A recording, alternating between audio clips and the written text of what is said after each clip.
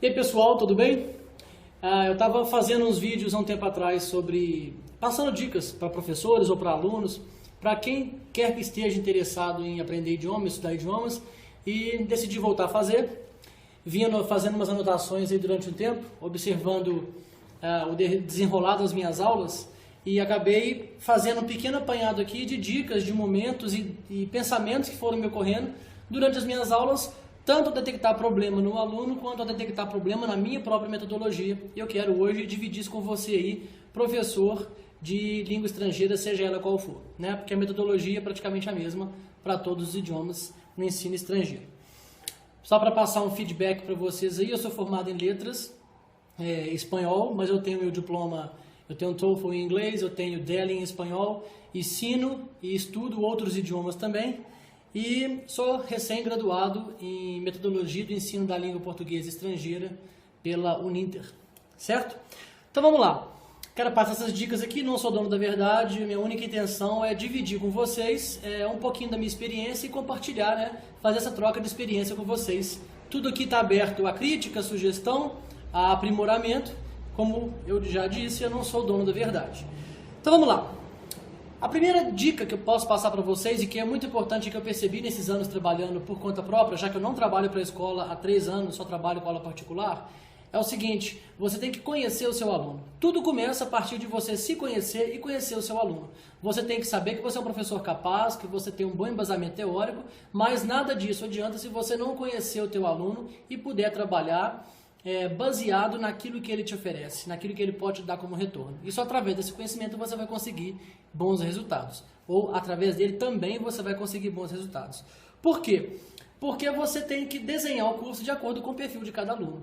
É uma realidade que as escolas de idioma, infelizmente, não vivem. Porque um professor com 14, 10 alunos dentro de sala de aula não tem essa oportunidade de conhecer profundamente cada um dos seus alunos. E ainda que fosse assim, que ele conhecesse seu aluno, ele não teria como destoar, sair, né, de uma dada metodologia que a escola adota, especialmente escolas de rede, né, porque vem com metodologia pronta. Você anda meio que assim, você não pode fazer isso, tem que ser sempre dessa maneira. Então, essa dica vale tanto para professor que trabalha em escola para adaptar a sua realidade, especialmente uma escola que não pertence à rede, e especialmente professores que trabalham com aula particular, que é muito prático, né, mais fácil de aplicar isso aí na realidade. Então você vai conhecer o seu aluno em primeiro lugar, o dia a dia, esse contato mais constante. Eu, por exemplo, aqui no meu espaço, eu trabalho com pequenos grupos, eu trabalho com até 5 alunos. No momento não tem nenhum grupinho de 5 alunos, tenho de 4, tenho de 3, tenho de 2, mas o grosso mesmo é com 1 aluno. Então, quanto menos aluno, mais essa chance de você conseguir ser maleável nas aulas, adaptar e conhecer seu aluno aí através dos meses e das atividades. Bom, a primeira dica, sabendo disso, é você sempre personalizar as suas aulas. Ou seja, você vai conhecer o teu aluno, você sabe se ele aprende rápido, se ele aprende devagar, se ele gosta ou consegue mais ler ou escrever ou ouvir, se ele tem mais dificuldade nisso ou naquilo. Então a sua aula você vai personalizar, desenhar de acordo com o perfil do teu aluno. E personalizar também o conteúdo do livro, porque a realidade do livro didático, daquilo que é oferecido pelo livro didático, ela é muito artificial. Você precisa tirar das páginas do livro e fazer com que o aluno sinta aquilo ali. De que maneira? Falando da realidade dele. Se você está numa lição, por exemplo, que fala de receita, de alimentos, você pode pedir para que o aluno apresente uma receita para que ele sinta, né, que aquilo funciona, ou para que ele tenha a necessidade de falar e essa instância em que ele vai precisar comunicar. Vai estar faltando uma determinada expressão interessante, um vocabulário que ele não sabe, e é no surgimento dessas oportunidades de fala que ele vai sentir essa necessidade e vai procurar saber, te perguntar, né, ou buscar se comunicar, certo? Importante também, outro ponto aqui, fazer o aluno pensar. O professor geralmente dá resposta pronta para o aluno, né? O aluno pergunta, pá, o professor vai lá e responde. O aluno pergunta, pá, o professor vai lá e responde. O que acontece nisso? Você fomenta a ideia de que o professor é o dono do saber e o aluno só recebe aquela informação. Então, a próxima vez que o seu aluno te perguntar alguma coisa, tente fazer com que ele chegue à resposta por conta própria. Ensine ele a pensar, ensine ele a aprender. Não dê resposta pronta, explicação gramatical, tradução de palavra. Ensine ele estratégias de comunicação que ele pode parafrasear, que ele pode gesticular, que ele pode tentar se comunicar. Porque se ele estiver em outro país, ele vai pedir tradução para quem? Então, não dê respostas prontas para o seu aluno. Na medida do possível, sempre que possível, tente fazer com que ele pense, fazer com que ele chegue àquele conhecimento por conta própria. Você vai estar desenvolvendo aí um aprendiz muito mais autônomo, que é o sonho de qualquer professor, e a gente bem sabe que o aluno, quanto mais autônomo, mais ele aprende, ou melhor ele aprende, né? Outra coisa importante é permitir e incentivar a que o aluno use a interrogativa. Geralmente o aluno só responde o que o professor pergunta. Raros são os casos em que o aluno vai usar a interrogativa. O inglês, especialmente no inglês, a interrogativa é um caso muito delicado para os brasileiros, porque essa mescla de do, does, will, would, essa salada que eles fazem com auxiliares na hora de perguntar é fatal. Então você precisa criar várias situações. Eu, por exemplo, nas minhas aulas, tudo que eu pergunto para o aluno, ele tem que me perguntar de volta. E não instantaneamente, eu espero passar uns 5 minutos, volto naquela pergunta em português e peço para ele me perguntar aquilo, para ver se o tique e o teco dele ali já estão conectados, já estão sabendo dar aquele manejo com os auxiliares. Em relação ainda ao inglês, a gente pode pensar que o aluno ele aprende em blocos, né? Geralmente é verbo to be primeiro, depois present continuous, aí simple present, simple past, ou antes do simple past vem o future with going to, né? E isso aí, fragmentado dessa maneira, vai dar a ilusão para o aluno que ele está aprendendo. Mas quando você mistura tudo isso, quando ele precisa falar em vários tempos verbais numa dada situação, aí que vem o grande problema. Ou seja, cabe a você, professor, desenvolver estratégias, circunstâncias em que o aluno vai precisar usar esses tempos verbais variados para que ele coloque isso em choque e comece a separar, colocar cada um na sua caixinha que ele sabe aonde buscar cada vez que ele precise de determinada informação. Então, foco na interrogativa, isso é muito importante. Já falei sobre desenvolver um aluno independente e eu quero citar para vocês um exemplo. Eu tive um aluno uma vez, a gente estava trabalhando com um texto e tinha a palavra clown, palhaço em inglês no texto. E tinha uma fotinho do rapaz do qual o texto falava e dizendo que fulano trabalhava as a clown in a circus, blá blá blá. Tem a palavra circus, que é bem parecido com o português. A palavra clown, que ele não conhecia, mas tinha a fotinho do cara, que o fulano lá trabalhava como tal no circo. A primeira reação do aluno qual é? Perguntar ao professor, que é uma via muito mais fácil e muito mais passiva e não muito produtiva. Então ele me perguntou, o que é clown?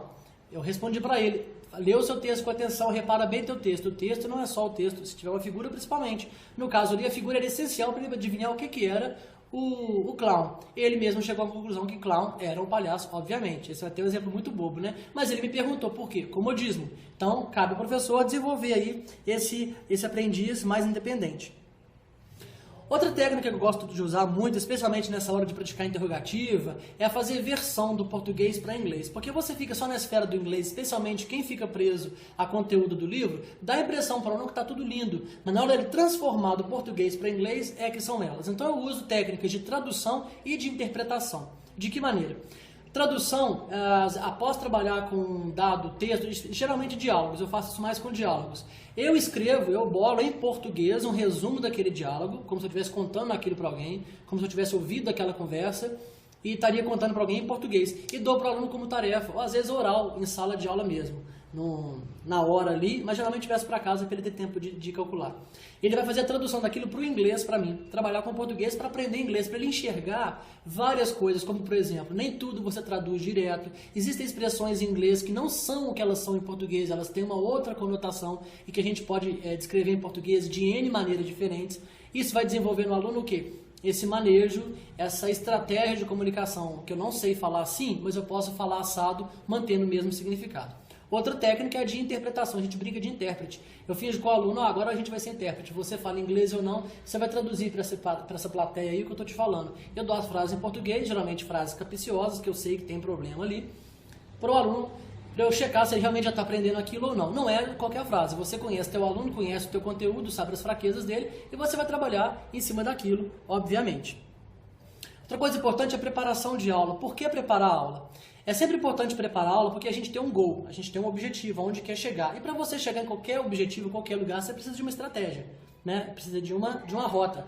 E a preparação da aula é essa rota, para você prever problemas, para você já se precaver caso haja, faltou internet, faltou luz, o aluno não trouxe material, alguma coisa aconteceu, você consiga adaptar aquele conteúdo, ou seja, você precisa começar cada aula sabendo aonde você quer chegar e como chegar lá, não só por uma via, por outras vias, como eu vou falar, paralelas também, não é verdade? E a gente trabalha com objetivos, né? Você sempre tem que trabalhar alguma coisa com o seu aluno sabendo que você tem objetivos específicos, objetivos menores e objetivos maiores no final, certo? Nunca perder isso de vista para você não deixar sua aula assim, a Deus dará. Você precisa saber aonde você quer chegar com aquilo ali e sempre checar.